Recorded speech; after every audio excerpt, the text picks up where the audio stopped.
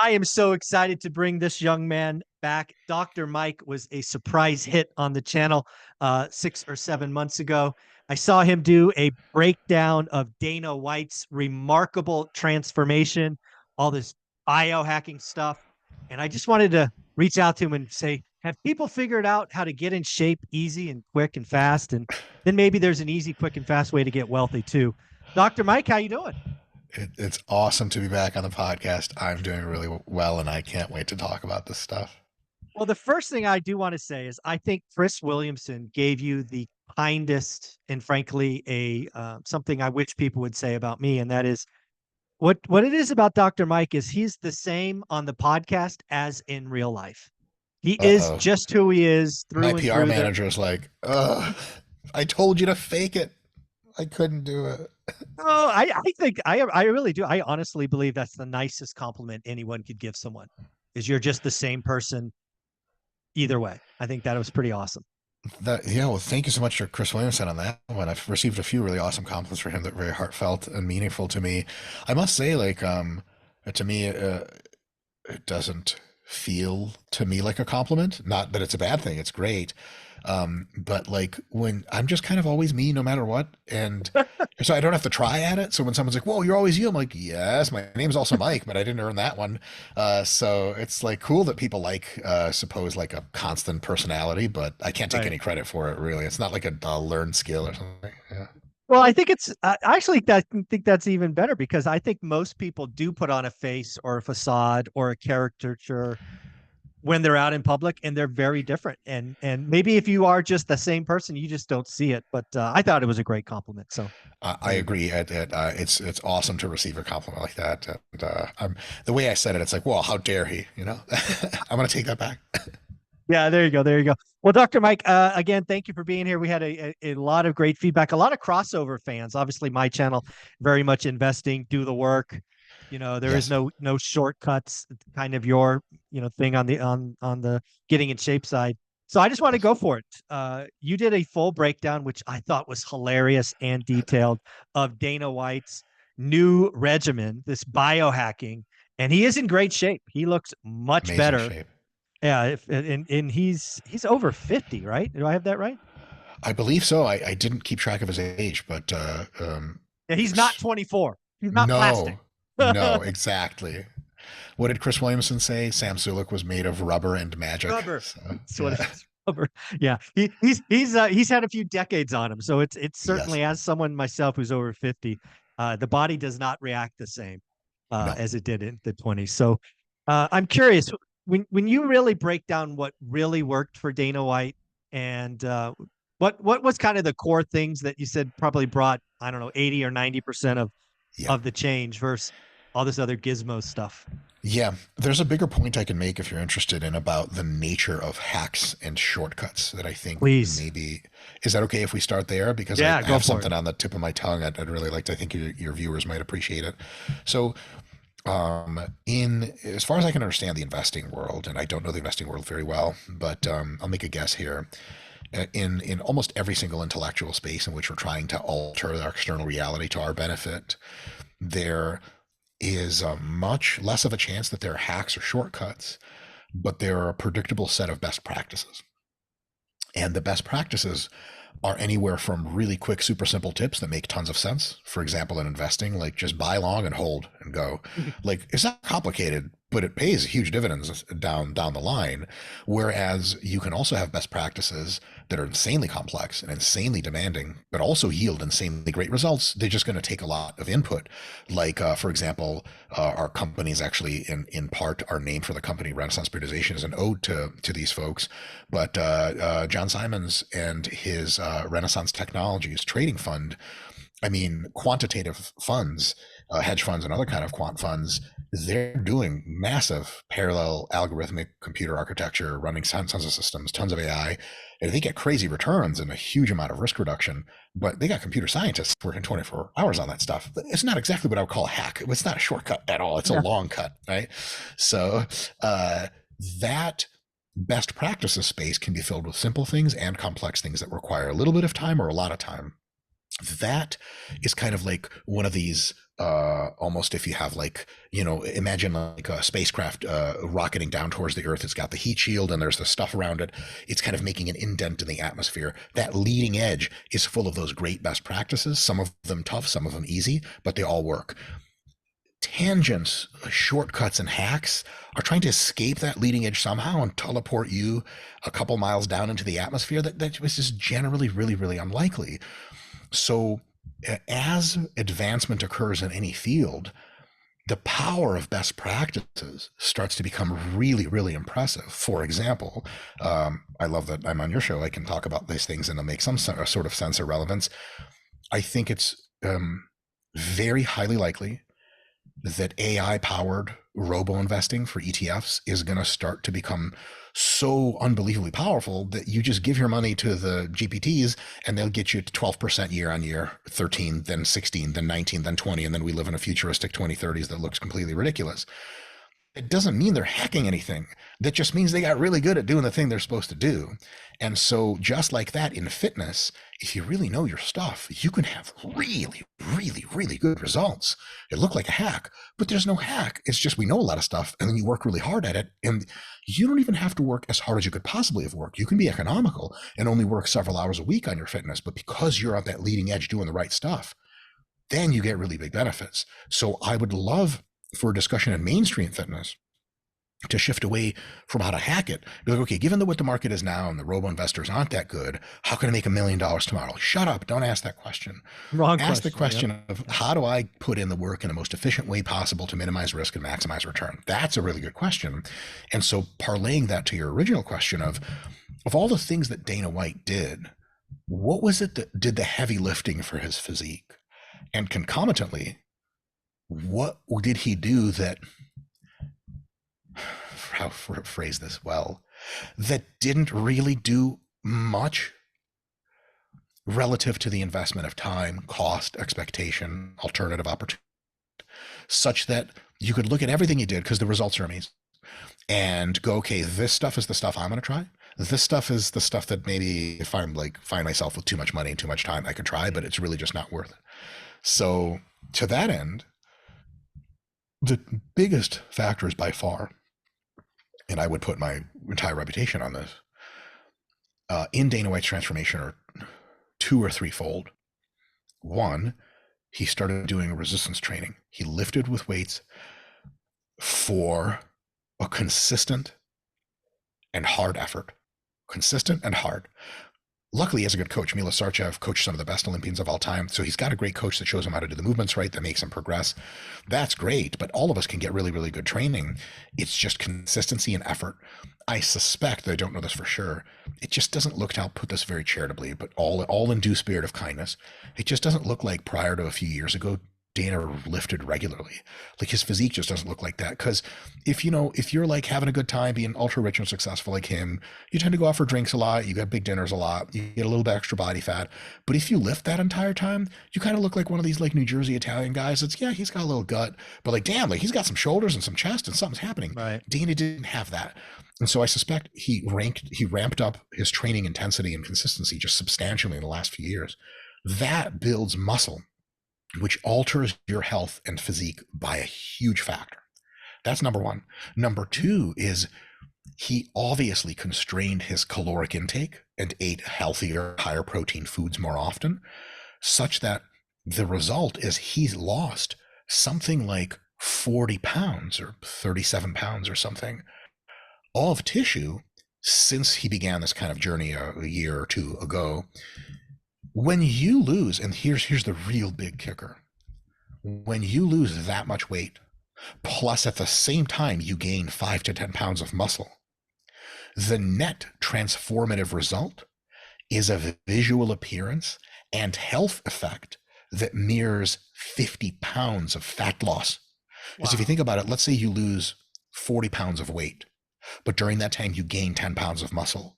Well, you lost 50 pounds of body fat.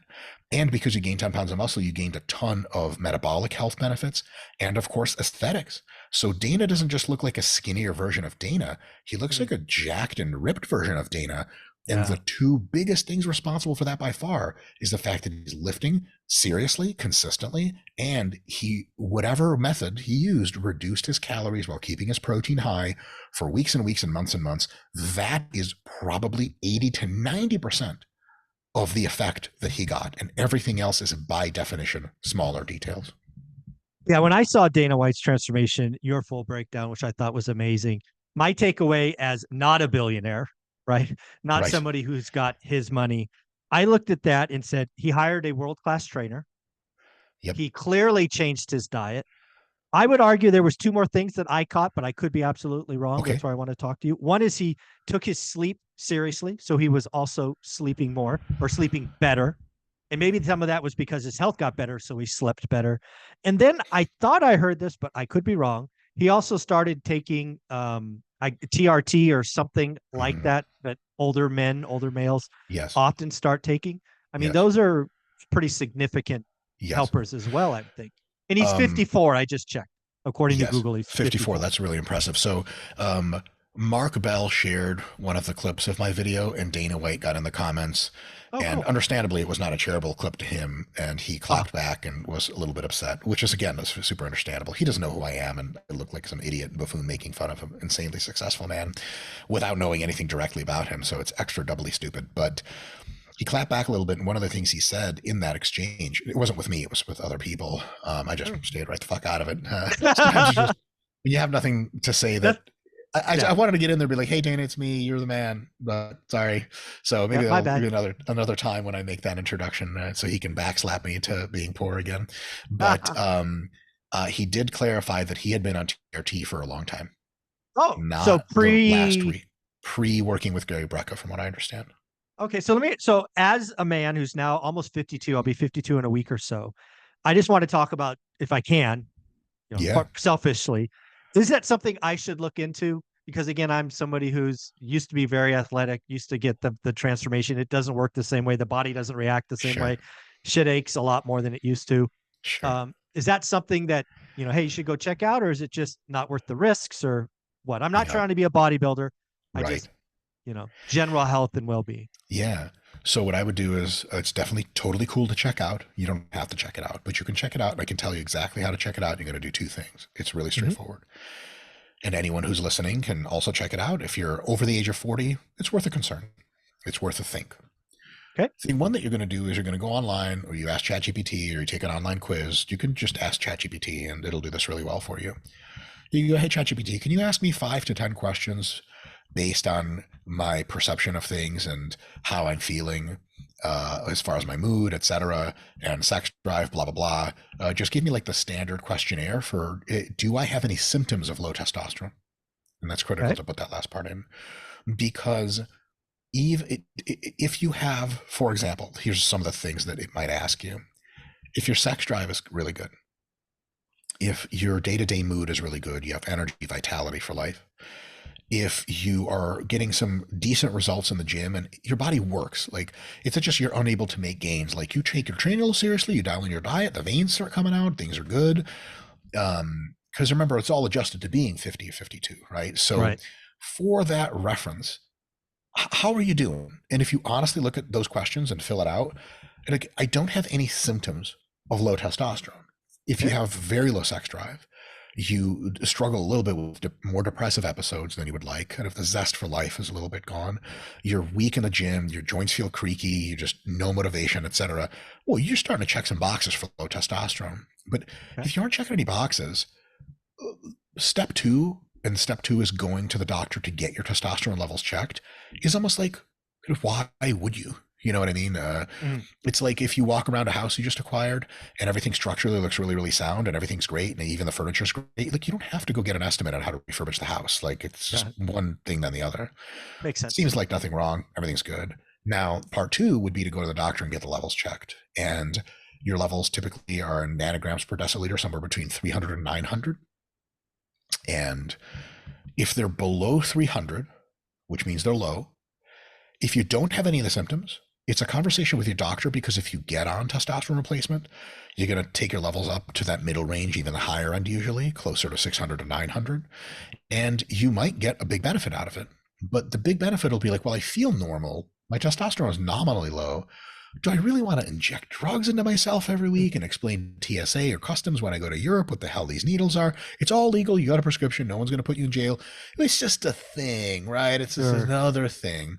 And so there's that. If your testosterone levels are low, below 300 or in that range, and you have more symptoms than not of low testosterone, it's more of a conversation with your doctor about like maybe pulling the plug on this is a really good idea, or hitting the button to start. And you're much more likely, not guaranteed, much more likely to have a really positive experience of the thing. However, if your testosterone levels are on the high end, medium to high end anyway, and you honestly, for the love of God, just cannot say that you're experiencing any of these symptoms, it's probably more harm than good, and mostly not harm in the sense of like you're gonna like have bad health or cardiovascular outcomes. You work with your doctor, they get your testosterone level to high normal range, generally just affects every system really well. But you have to pay money for the thing that your balls make anyway, and you Yeah. you drag your balls around everywhere you're going anyway. But now like you're going to Australia for a 3-week conference, and you got to bring like the needles and vials, and you got to pull the whole thing is just like way overrated. And so basically, TLDR, there needs to be an as experienced and as measured argument for doing it. And if there is, great, give it a shot. If there's not, don't you dare think that TRT is going to be like the thing that like makes everything wonderful. It's Love it's it. like yeah, it's kind of unfortunate when people expect something to be more than it can be. Like someone has like a dilapidated marriage, terrible finances, and they're like, "We're going to move to Wisconsin. I think that's the best thing for my family." Yeah. Like, what is in That'll fix Wisconsin it. is going to save your marriage and your finances? Like, what's different? And the kids will have more time to play in the trees. You're like, are you sure this is what's really going to do it? It's a long ways to move. So kind of similar idea. I love that. I love how the way you tell stories and your imagery is just so well done. One of the things I know I wanted My to talk to you psychiatrist about. said the same thing. I'm That's kidding. right. Yeah. What are your ink blots? What are your ink blots? Yeah. Terrible. Just terrible. One of the things that I knew I wanted to talk to you about today that I've heard is true. I've never validated, but I'm going to say it's true. Having visible abs, right? The number of human beings who have visible abs is less than the number of millionaires in the world. And I just think that's an odd thing. I Is don't know. that I don't true? know. I think that is true. I've heard that a number of times. And again, it's visible abs because again, like you said many times, all of us have them. They're just Yes. hidden behind a layer of goop. Um, Yes. I wonder why that is. Is it just because we don't control the diet? We don't. Is it work out? Is it kind of back to Dana White's thing? We just enjoy life and we don't take it serious. Any thoughts? Tons of thoughts, as always. I almost always have thoughts on stuff. I just don't know if they'll be cogent or useful, but here they go. um, I'm like a GPT that someone tuned wrong and it spits out some good stuff, but mostly just dumb shit. Yeah. So I think there's a couple vectors for this. Some people just, maybe most people just don't care enough. Hmm, Like if they get that 1950s rich guy in a business suit, there's no gut protruding the suit out at the bottom look for you, but they're good. And like a lot of times, especially guys in our demographic or the mutual demographic we have, a lot of times they're married, or when they're single, they're looking for women. They're not looking for girls anymore to date. And right. like, what kind of like, 38-year-old beautiful goddess like executive lady that you date and is going to be like, I need a six pack, like like what, really? Like you need someone who's a career oriented caring man with a body that's not grotesque and disgusting. And if you talk to women, and this has been done in inordinate amounts, tons of data on this of what women actually prefer, chiseled six pack is somewhere real far down the list above Yeah. like you're tall, you can look in a woman's eyes and speak confidently to her, you have a good financial backing, you have a sense of purpose in this world and a career and plans for the future. That stuff, man, that's just way outranks. So a lot of guys don't have a six pack because accurately perceiving that the women they care about just don't care and they don't care. So when no one cares, it's like Michael, like do you have like a rocket car in your front yard? And you were like, I mean, I technically I could afford one. Why though, right? Yeah. Why? Just never have one. So that's a big part of it. Another big part of it is, of course, a lot of people do want abs, but mostly all too many of us are eating way too much tasty, high calorie, delicious, highly palatable food that's convenient. And so it's the easiest time in the world to get really fat. And it's also really fun. And it's also really cheap. And it's also really convenient. So it is all those things stacked up. it can be a thing where a lot of people just carry extra body fat because, like, you know, Cheetos taste good and sushi tastes good, and there's like, it doesn't matter what your spending is like, or what where you are on the wealth distribution and consumption fraction of your stuff goes to food. You can find rich guy ways of eating food that makes you fat, and you can find poor guy ways and everything in between. So that's another really really big one. And I also wonder how the statistic is posed, because I think if you take people, um, people who are more likely to be millionaires are older folks, almost True. always. True. And young, you know, abs are a little easier when you're younger. When you're older, yeah, 50-year-olds, the number of 50-year-olds that have visible abs versus our millionaires, yeah, I would bet it's more millionaires than visible Oh, abs. yeah, it's For probably 18 five year or olds, 10 to it's 1. Yeah. exactly Yeah. for 18-year-olds the other way around. It's tons of abs, True. not a lot of True. millions. Yeah, that's So fair. so there's Fair point. also that. And then, you know, the kind of the more low-key stuff is that a lot of guys, they have a fitness habit, but they're so unscientific and Mm, unregimented about their fitness habit that they're always in that realm of 50s guy body. Like, they look good, yeah. they look fine. Like, you go to a health club and you know, like, walk around with your towel, and people look at your body and they go, that's an adult body who's not unhealthy and looks like he's a fit man. Yeah, see, yeah, I'm a Right. fit man. See, but it's not like no six pack or anything, because even though the guy puts in a lot of effort, he's not doing it in the ways, and he's dieting in some of the ways that are just trying to get the hacks and not really doing that work to carve out the physique. And that's something we do have a lot of control over. And so, to me, one of the most, not upsetting at a deep level, but kind of like, oh, that sucks, is to see a guy who is putting lots of work, time wise, effort wise, thought wise, into their fitness, but they're making some kind of critical mistakes. And Mm, usually it's very basic mistakes, and they're just not getting the results that they want. And that's definitely a thing. yeah. One of the things I've heard, and I don't know if this is going to just annoy you a lot, but we're going to ask it anyway. I've heard a lot about, again, going back to abs. I've heard most people say that abs are made in the kitchen. How does that kind of hit you? What do you think about that? Yeah, technically, abs are made in your mother's womb. That's where your abs are assembled. Good point. But Good point. so it's Visible a abs. Visible abs are made in the kitchen. yes, exactly. So that kind of little piece of wisdom is supposed to convey something that actually is really true, Mm, and it's the fact that your diet is the number one thing that determines how much body fat you have. Physical activity is relatively stable among most people. You can raise it substantially and burn some more calories, but it usually doesn't make these huge impacts. People that are skinny and lean out in the street, mostly it's because they're not eating like total pieces of shit. It's right. not mostly because they have like 10,000 calories a day that they spend on effort. You actually see how powerful calories are with tasty foods when you see a lot of construction workers that are pretty overweight, and you're like, how do you beat construction?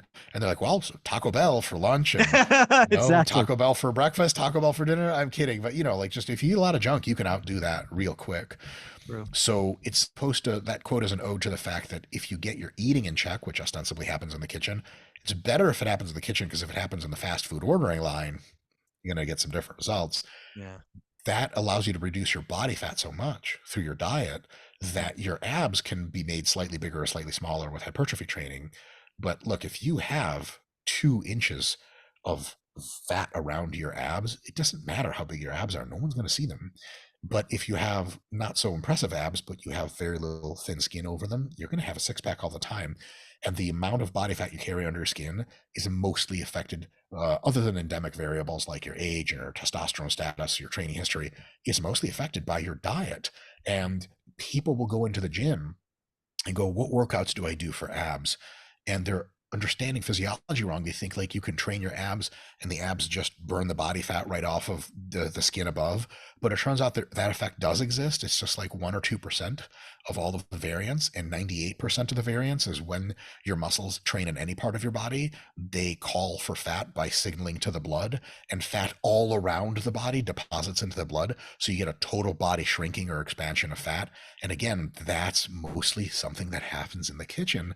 So if you want exercises to get great abs, unless you're lean enough in the kitchen to see abs, it just does not matter at all. And that's a big deal. yeah. One of the other things I know is true in the finance and getting rich, millionaire space. I'm going to guess it's true in fitness, but that's why I'm going to ask you is you can probably look at somebody's 5 closest friends and you can guess what shape they're going to be in also. Like, doesn't your friend circle make it? It's hard to get away from that. Yes. It can be really hard for very mature adults that have a lot of experience and knowledge and not tenacity, but focus on their priorities. They can have friends that are over fat or under muscled or totally don't even lift weights. And it's totally great because the guy of the focus of our conversation here, this hypothetical man, he goes to the gym, he attends to his proper eating, he does what it takes. Like my friend, like a lot of my friends don't, they like lift weights for health. Some even don't. And they're just friends I've had for a long time. They're amazing people, and they're all, professionally successful and very, very smart people that I love. But they don't have to all be fitness addicts. Like, actually, I have that many friends that are like super in the industry or whatever, and there's nothing wrong with that.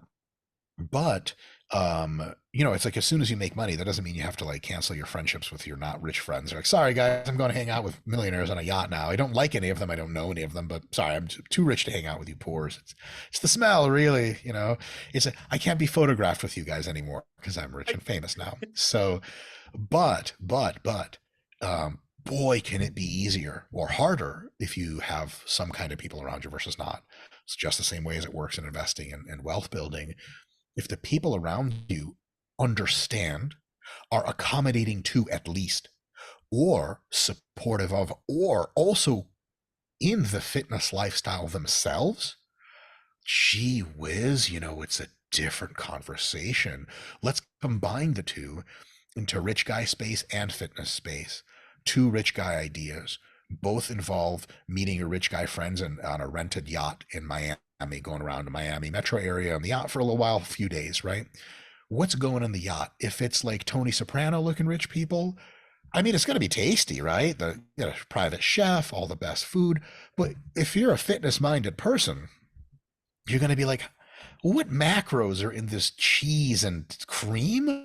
What is this? Like, fit people can't eat this all the time. But one of the things, and I'm sure you've been around enough social events to know this, like non-lifter, non-fitness people, they eat the darndest things all the time. I get an amazing dinner, fuck macros, who cares? But like breakfast and lunch and dinner and snack that all suck. It's like, God, this is real difficult. But the other thing is you could be on the same idea, same rented yacht, different friends, rich guy friends that are fit and live the fitness lifestyle. What are they going to have for breakfast? They might have some protein shake options, lean cuts of meat, a chef making egg whites. They could have some really awesome protein bars and little containers all around the boat if you're hungry. Protein shakes here and there, fresh fruit and lean meats and milk can be made available to you. Lunch is some healthy stuff. Dinner's a really good, healthy, high protein, but also some wine and some truffle fries. Hey, you got to live a little, right? You're on the yacht, but not every single meal is totally awful. That's a big deal. And it's not just the availability and the ease of the thing, but also when you're around people that lift, you tend to lift harder. You tend to stay more consistent. The yacht might be a 3-day thing you pull into harbor. If you're with regular people, they're like, all right, let's go and explore, San Juan, Puerto Rico for 4 hours. Whereas your other friends might be like, I know a great gym in San Juan. We're going to Uber over there. We're going to lift, and then we're going to explore. It changes the dynamic of the vacation. Another thing is they might be like, well, we could go to San Juan because there's this amazing kind of brunch club and you overlook the ocean and it's awesome. We could do that. But also we could do that like a little bit later in the day, but earlier we can walk around San Juan and we can see a bunch of stuff. Hey, that's 15,000 daily steps. It's tough to get fat after that. That concordance of activity is a big deal. And one last thing to mention on that is a little bit less of a concern for adults, very big concern for young people, is kind of social norms, acceptance, and understanding. This is especially a thing with family more than with friends. Sure. You know how it is. Some of your family members understand the fitness and health thing, and some of them just have no time for it, especially older folks who come from a completely different understanding of how the world works. And, they'll be like, really, you're eating a protein bar? We have chefs making this food. And you're like, I know, but they're making God knows what. I got to take care of myself. Even if your fitness friends are currently on their, day off and they're eating like total crap, they understand and support that you're trying to look at some macros. Whereas other people are like, can actively not make fun of you. Nobody's 52 years old to be making fun of you in any way that you care about. But they could be like, really? Like, are you sure you don't want some XYZ?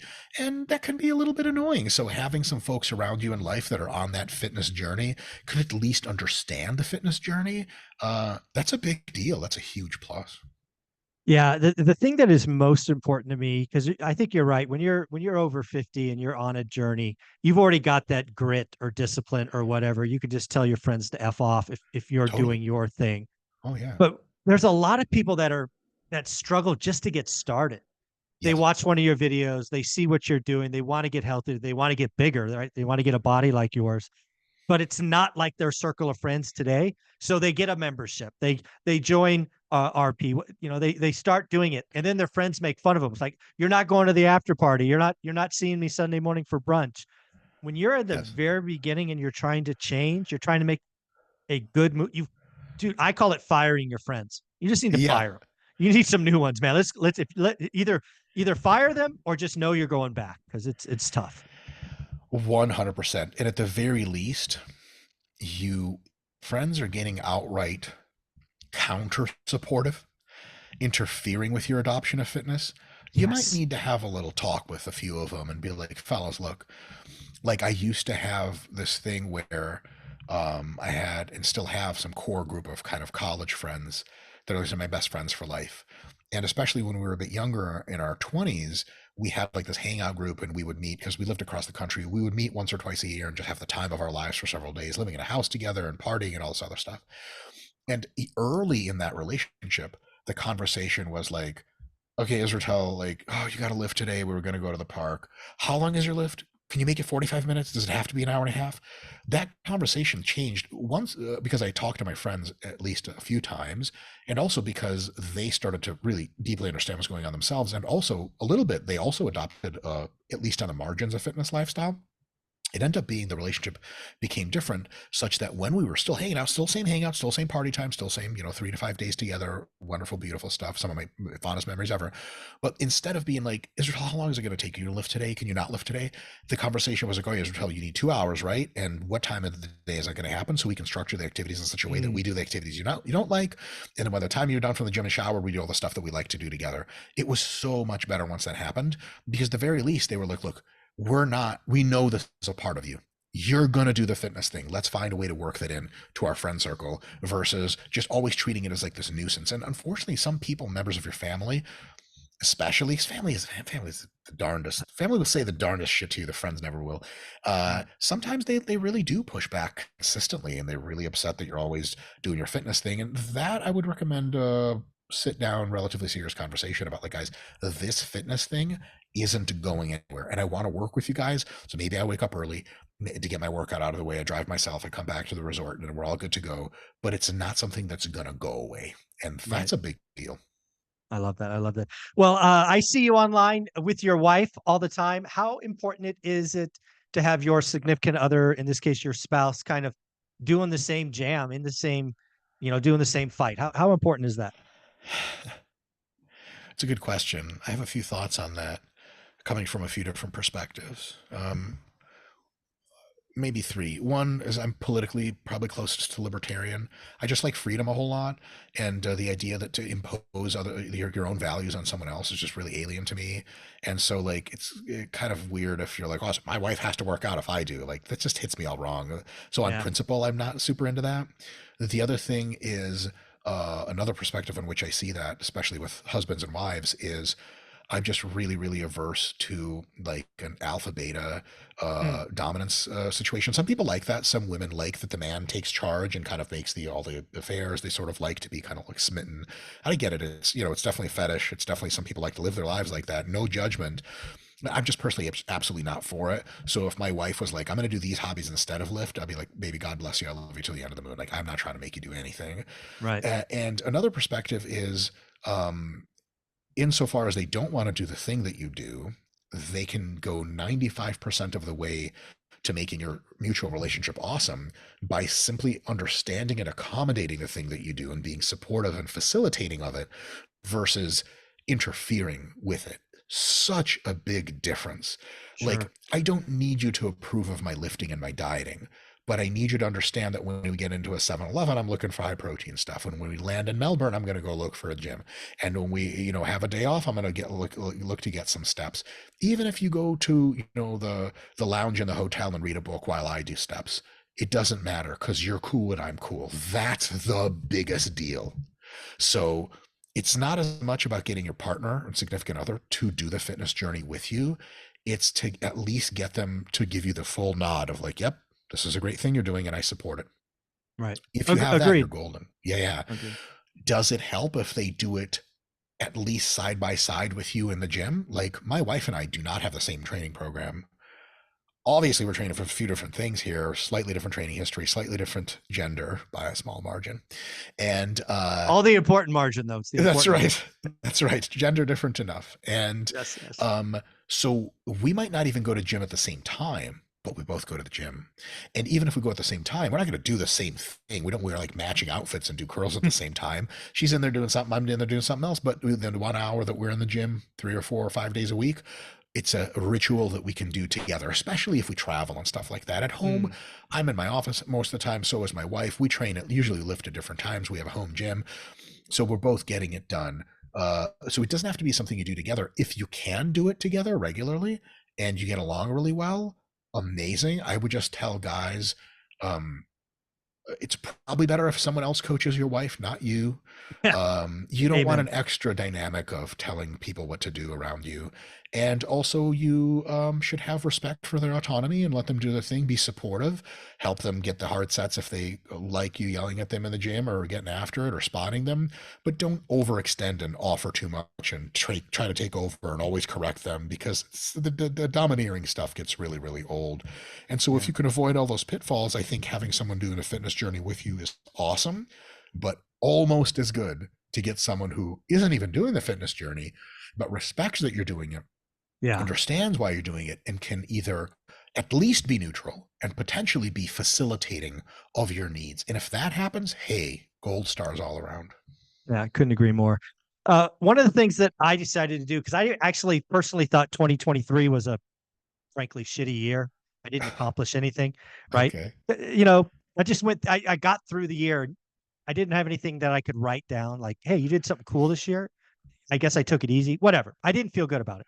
Okay. So, early January, I decided that I'm going to do something I've never done before, and that is run a marathon. So the longest I've run is 13.1. I've done it 5 or 6 times. And so I signed up for the Vegas Marathon kind of early November. So it's very different than weight training, obviously. But any thoughts about a 52-year-old taking on a marathon? Any little tidbits or thoughts you have on that crazy idea? Tons. Take your leg training in the gym and put out maintenance mode. So basically, 6 total sets of quads and hamstrings per week is good enough. Sets of 5 to 10. You might experience a little bit of strength loss, but you'll get all that back when you pare down your running once the race is over. Another thing is make sure you're real consistent with your running training and your marathon training, such that you're training multiple days a week and not like, I've seen a lot of people professionally successful and older like yourself. A lot of times it's half marathon, but sometimes they try a whole marathon too. And because they're so busy, they're like, yeah, I trained like once last week. It's like, this is not how you train for marathon. Like, especially for endurance activities, high frequency is the key. Technically, every day, 6 days a week, 5 or 6 days a week, you should be either on the road or on the elliptical or on the bike, something that at least trains your general systems, even if your joints are a little trashed. But multiple times a week, you should be running. You should always be challenging yourself in that. They don't all have to be crazy hard workouts.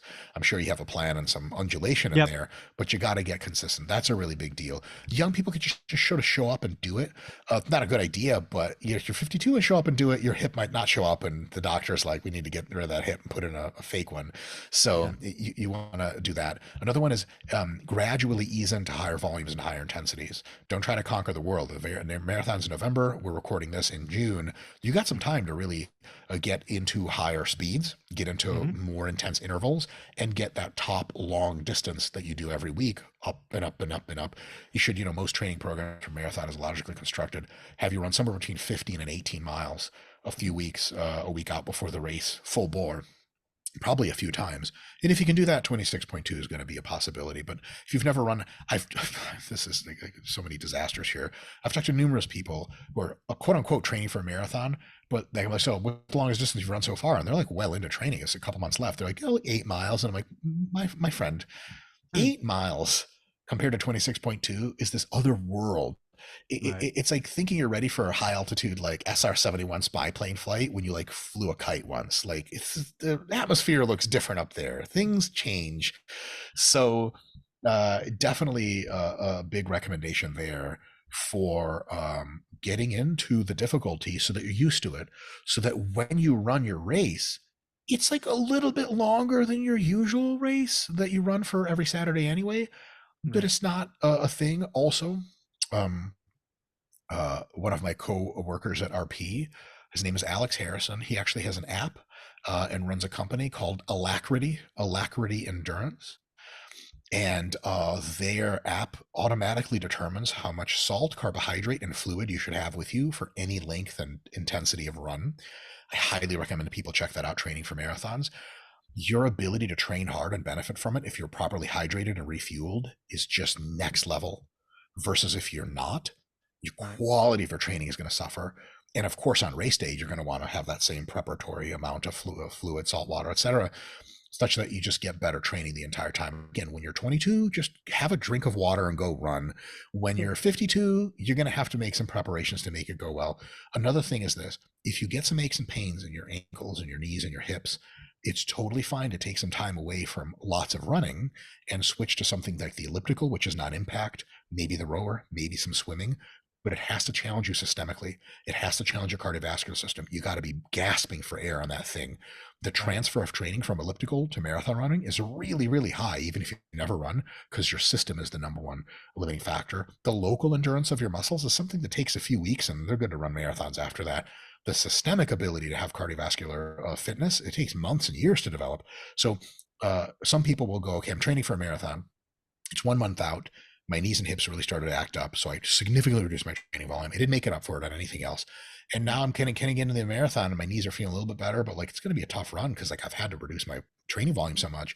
I can't do any run over, 6 miles. And how the hell is 26.2 going to happen? But How are you going to get there? It's uh, almost five times. Yeah. right, it's just a little bit curious. And so if you continue to swim really hard or cycle really hard or elliptical really hard while Okay. easing up on the running volume, when a month out your knees and hips feel really great again, you start lifting a running volume, you're lifting your volume and your performance is just there. It's never fallen off because your systemic cardiovascular fitness is so high from that cross training. So instead of just abandoning ship and being like, I just got to train way less, if you get some joint connective tissue stuff, switch gears to training a little bit in running, just enough to stay technical while your joints feel better and better every week, and switch to like elliptical, to swimming, etc., so that when you come back it's just way better and you're fit. It's also super healthy for you to be doing, and that way all the best things happen. And the last thing is make sure, almost certainly a coach or any kind of program rationally would do this for you, but in the last several days leading up to the race, do significantly less.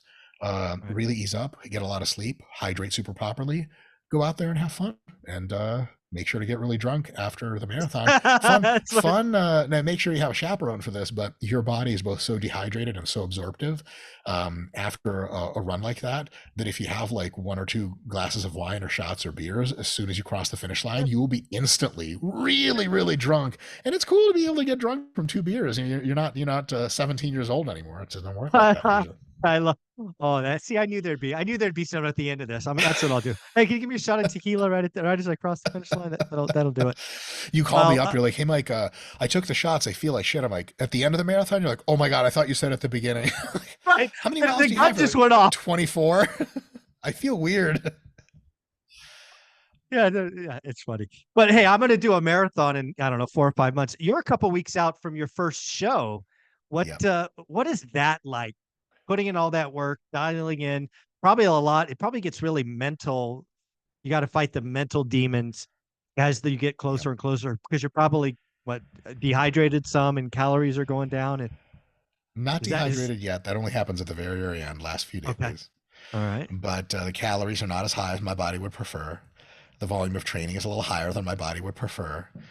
And the near total lack of being able to psychologically feel free to rest as much as you want and eat whatever Mm. kind of tasty foods you want is a big deal. Like the very idea of restriction is really kind of tough when you diet for long enough. And I've been dieting for something like 18 weeks already, pretty Oh, straight. wow. And yeah, and so it's a thing.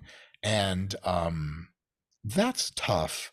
It's counterbalanced by the fact that like every week that you approach on average the show date, your body looks cooler and cooler and cooler, and it Mhm. looks more and more like, wow, when I put this on stage, it's going to be like an impactful physique that I'm really going to be able to be proud of, and maybe will Nice. get me a cool show placing. And that technically, like now, I'm really excited and full of gusto, and I can't wait to do the competition and everything. Mm. That's awesome. But a few weeks back, there's like the dark times for when your physique isn't quite there yet visually, but you're carrying like 80% of the fatigue of prep already. And you're like, dude, why am I even doing this? So I'm past that point now by a few Well, weeks. But if you that's caught me a good. few weeks ago, I'd have been like in dire straits and despair. When was the first show you ever did? How long ago? 2013. Oh, wow. So we're over a decade. Yeah, but I didn't compete for most of that time. I've only Okay. done like 7 shows or 5 shows or something like that, not a ton. I'm mostly interested in improving my body rather than Mm. putting it on stage to display. But now comes my time to really try to put the kind of cherry on top of my physical development and bodybuilding. And this next few months, I'm going to be competing probably a lot to try to really make sure that I have a physique on stage that I can really, really be proud of. And then probably switch gears in 1 or 2 years, retire from bodybuilding and focus more on just aesthetic physique for my age. And I'm going to lean in a lot to Brazilian Jiu Jitsu, which I have a brown belt in. Hopefully, that'll advance to the next belt rank at some point after, though it's you don't seek belt ranks as much as you seek just to get better. I do train in jiu-jitsu still, but not so much because my bodybuilding is a huge priority for me now. I'll be Right. making that switch after. So it's kind of cool for me, kind of a really trippy time in my life where like 25 years of weight training later, I'm finally able to go through this journey and really hopefully put up a physique on stage that's like, wow, okay. Okay, I built something pretty special. Mm. And again, back to just kind of tying this to wealth journey, it's not a 1 year thing. You've been building this body for 25 years, I think you just said. 25 years. And I always get the same vibes from people that'll ask me, I'll go through the airport, I'll go through the TSA, and I'll be like, how many years have you been working out? That's something that people ask you often if you look pretty Sure. jacked.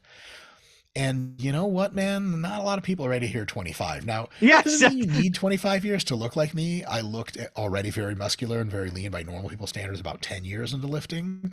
I certainly look way better now, but because I've been lifting for so long, people are like, it's kind of like, oh, damn. Because the next thing you think is like, I have to do 25 years to Yes, look I like this? can't do it. I'm out. And the answer, right. And the answer is if you lift seriously for 1 year and take control of your diet pretty seriously for 1 year, you can transform radically in your physical appearance, in how you feel, in your health, in your blood markers, in your longevity, in your cognitive performance at your work.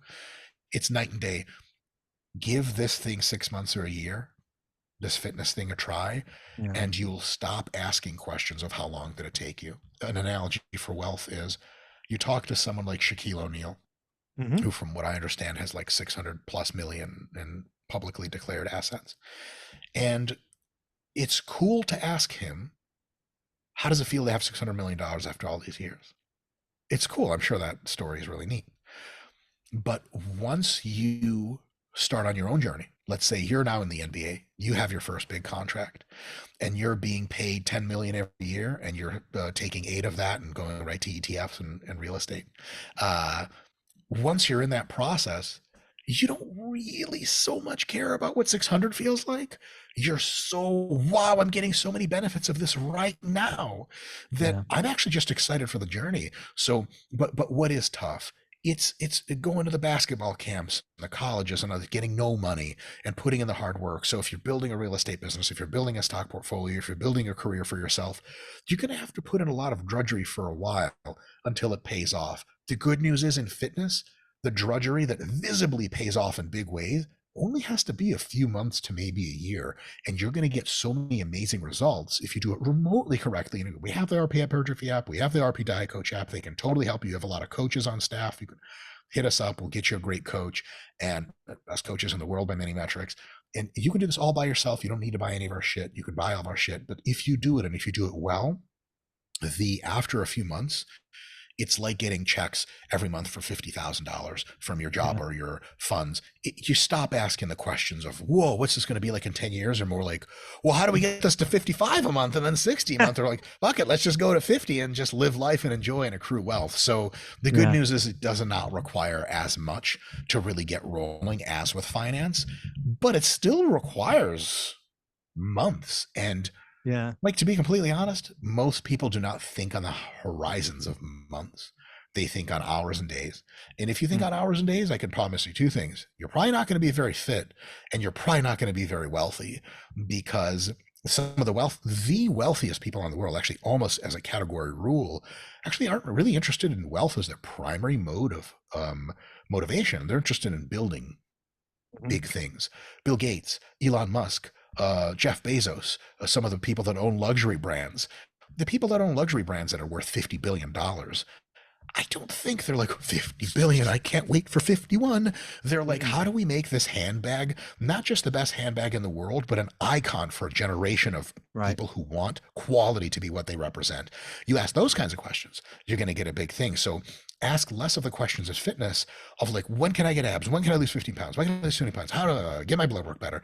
And ask the question of, how do I get my scalpel in there and my little fine-tuned machinery and start slowly building a body that I love? And on the way there, you're going to get so goddamn fit. Just like on the way to building something you really, really like with whatever wealth stream you have, if you're doing something you like and it's really, really profitable, you get the wealth, and you barely even see the wealth coming because you're so focused on the thing. Yeah, I think there's so much goodness in this. It's focus, daily discipline, doing some of the tried and true principles. I love the fact in health and physical, you can really see a body change in 6 months. Yes. Getting wealthy, right? Millions of dollars, owning assets. That takes years, and some would argue a decade to really see life changing wealth. But it's 6 months of commitment, daily discipline, getting the right coaching, the right stuff. Yes. You could radically change your body. I think that's Yeah. true. I think in wealth and fitness, it works a little bit in the opposite direction. Wealth is something, as a process that can be mostly seen as an exponential. It starts out real slow and then it gets crazy later. Agreed. Fitness is an asymptote. It starts out pretty impressive, and then the results later that you keep getting an improvement, you do, but they're Ah, slower and slower. So, like, if you crush the first several years of fitness out, you're gonna look so good, you're gonna be so mm, healthy, and you'll look better and be healthier years later, but by a smaller margin. The bad news is you're never going to be Arnold Schwarzenegger probably at that rate. probably The not. good No. news is you're going to be able to have something really, really impressive. So if finance worked like fitness, the better analogy would be like in your first 2 or 3 years of proper financial management, you make like 5 to 10 million, and then it's only like 500,000 a year summarily after. That ain't Right. a bad way to live, but with wealth, it's the opposite. Where first Correct. you're looking for scraps, and then eventually you just get your stock portfolio dumps an extra million into itself every year, and you're like, I don't even know what the meaning of life is anymore. So that would be great. But with fitness, the good news is more of the benefits are seen up front, but I love it's that. still on the order of months. And if you're into it for months, you're gonna have a good time. If you're into it for hours and days, and even a few weeks, you're just going to have a bad time. Yeah. Dr. Mike, where can people find you? Renaissance Periodization, aka RP Strength, on YouTube. So you just type Dr. Mike or RP on YouTube, fitness, my face will come up, click subscribe. And then anytime you want to access our RP Hypertrophy app, RP Diet Coach app, those are just links in every single video. I would recommend going from there, and hopefully we'll be able to teach you something that's valuable, give you some digital tools that help you, and some fun along the way. I would say if you want to listen to the YouTube channel and watch some videos, just make sure your kids aren't within earshot and everyone's going to Yeah. have fun. It's for Yeah, I would adults. definitely. No, it's definitely for adults. I think I just love when you break down Hollywood or this or that. Some are good, some are bad. All of them are funny. You're very Thank you good at so what you much. do. Thank you so Dr. much. Mike, You as thank well. you. Thank you so much for having me on.